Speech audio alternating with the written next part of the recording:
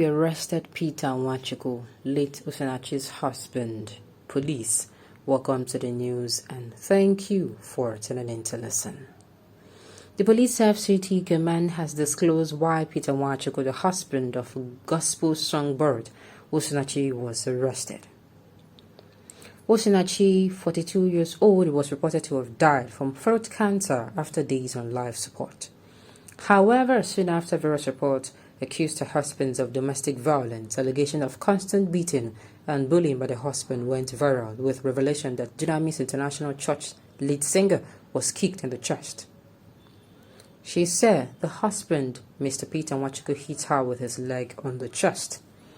The singer died as a result of the cluster of blood in the chest from the kicking she got from her husband, Mr. Peter Nwachukwu. A police source disclosed that operated from the Lugbe division on Sunday arrested Mr. Nwachukwu and that investigation has commenced into the singer's death. Speaking on the latest development, the police confirmed they arrested Mr. Nwachukwu on a case of suspected homicide because the brother of his late wife reported the case to the police. DSP Josephine, the Public Relations Officer, FCT Command, confirmed the arrest of the late singer's husband. The police spokesperson said he is now in our custody. The younger brother of the deceased reported the matter and we have commenced investigations. Nigerians await the outcome of the autopsy on the late gospel artist Osinachi'S Nwachukwu. Well, it is no longer news that the gospel artist Osinachi'S Nwachukwu, who is in her years of shining, has just passed away. Just like the article said, it was reported that she died of throat cancer. And we are like, okay. I was like, this woman, even early at the beginning of this year, she actually was going out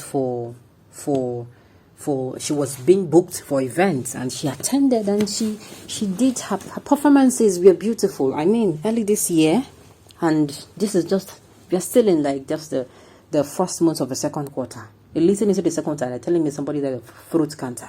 I'm like, and now please tell me this is not true. So, and it was not until stories started going round, people started coming out and saying, this is not, the throat cancer was not what killed her, that she actually has been in an abusive marriage for a very long time. And when I heard it sincerely, my heart tore into pieces. I was like, not again. I was like, not again. Now, and this is where we cannot stop talking about it.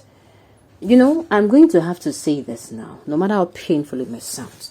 Women, yes, I know men also suffer from domestic violence, even though they don't come out to say it, but men suffer from domestic violence as well.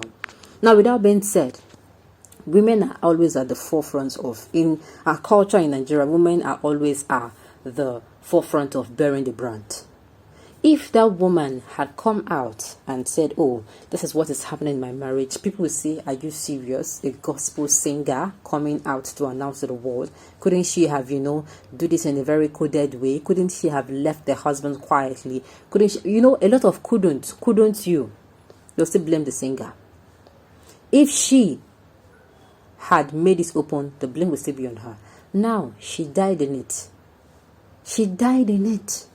And we are still coming out to say she would have spoken out and she would have left.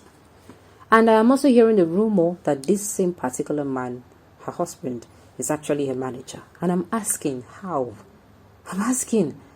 Where did they get it wrong? And when I read the part that she was kicked in the chest, I almost lost it. I was like, no. For him to have kicked her in the chest. That means he must have even beaten her till she fell.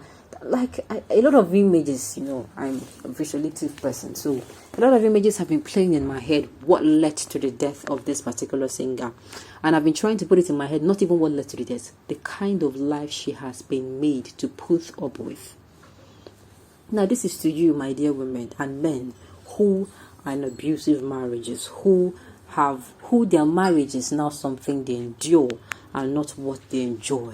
Please, divorce is permitted when there is life, when there's a death to, when there's a threat to life. Listen to me. Divorce is only permitted when there's a threat to life. And if you are looking as your life is going, Somebody hits you. First of all, you're in a relationship. Let's even get started.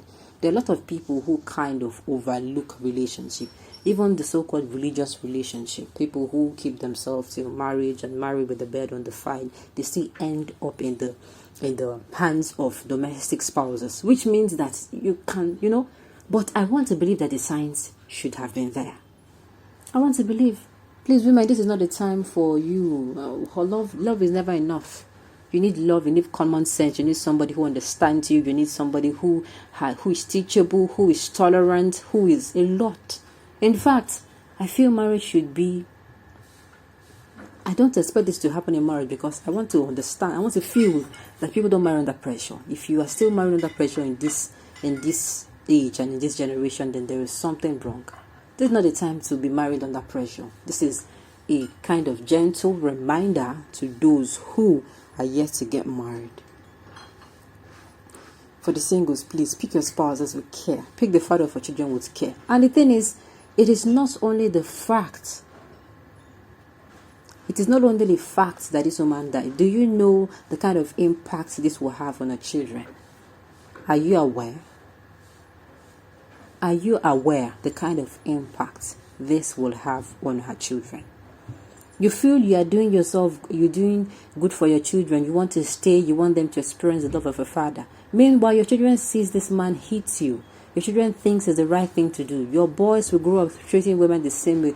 And your girls will think that a man who loves them will beat them. Come on. You don't make your children see those things and go through. So this is a kind of a reminder of we to know that in an abusive marriage, it is not just the abuser and the abuse. If there are children involved, there is problem. You're creating and breeding a generation of broken people, of damaged people.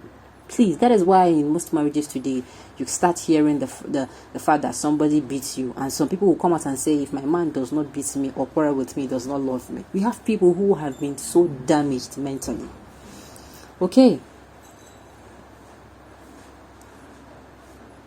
Let the police release him immediately. Some have reported and saying that a wife committed adultery before his husband changes. Are you serious? So, in adultery, if a man, I want to count how many times have men been accused of adultery. I'm not trying to side anyone here.